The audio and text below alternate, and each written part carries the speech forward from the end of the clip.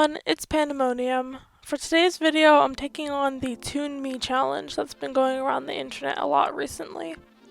I debated for a while whether or not I really wanted to make this as a YouTube video since I did already do the Meet the Artist tag for my first YouTube video, but I really loved the idea of drawing over an actual photo and trying to make it into your style and make it a cartoon while still matching up the proportions and everything with the photo. So ultimately I decided that I was just going to do it. I hope it's still entertaining despite me having drawn myself on my YouTube channel before. I promise I'm not narcissistic. I just didn't want to be 100,000,000 years late onto hopping onto a trend like I was with the Meet the Artist tag. Anyway, to jump right into it, I guess, the first thing I obviously had to decide on was how I wanted to split the photo. So I went over a few different ways of how I wanted to split the photo, but ultimately I knew that I was going to split the right side of the photo off, mainly because that's where most of me is. Like, I'm more to the right side of the photo than I am to the left side of the photo.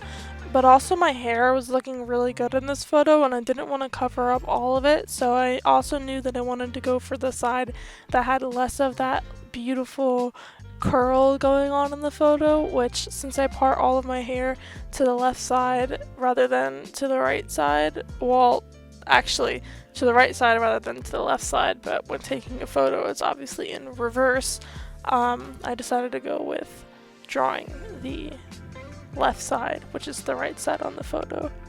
Was that confusing? Maybe just a little bit. Basically, I just didn't want to be drawing the majority of the nice part of my hair.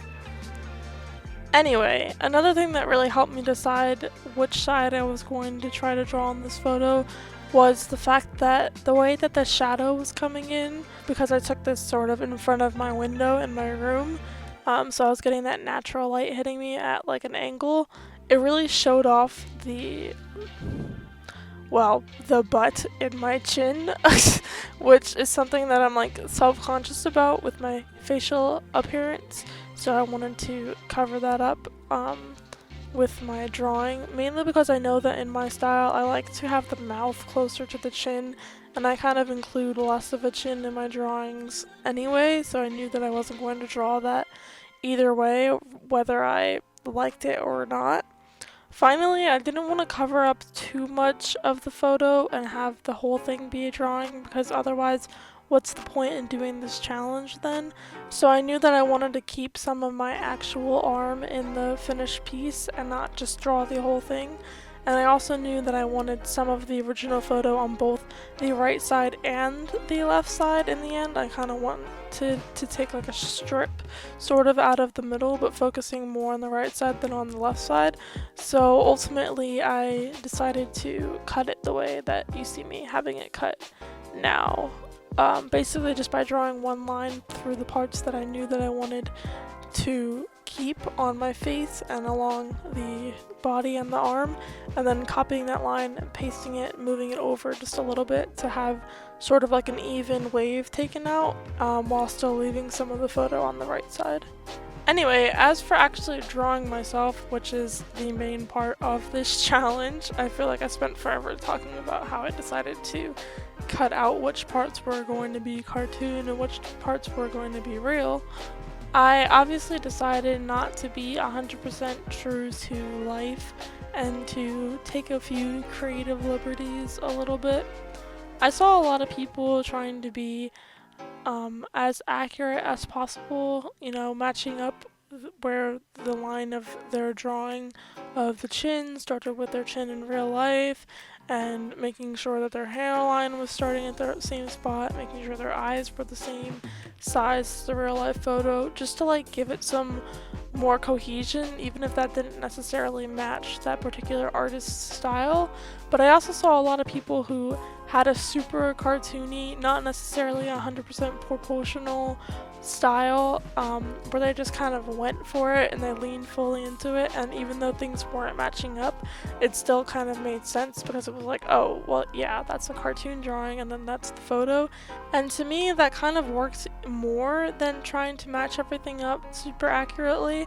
It kind of pushed the idea of, I drew part of the photo and the other part of the photo is an actual photo, rather than not being able to tell that part of it was a photo and part of it was a cartoon. So I decided to go more towards that direction by leaning into the things about my style that aren't necessarily going to be 100% matching up with like true to life things, like the shape of my chin, as I previously sort of mentioned, and making the eye bigger because I always like to draw larger eyes. I just think it gives like a cuter overall appearance. And also bringing the hairline down closer to the eyebrows. My hairline is pretty far back as it is in real life in general. I have almost a 5 head, but when I draw, I also like to make people's hairlines a little bit closer either way.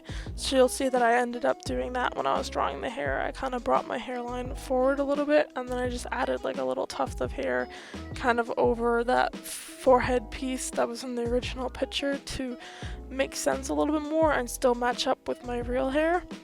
And then obviously one of the biggest glaring things is the fang tooth and the giant elf ear.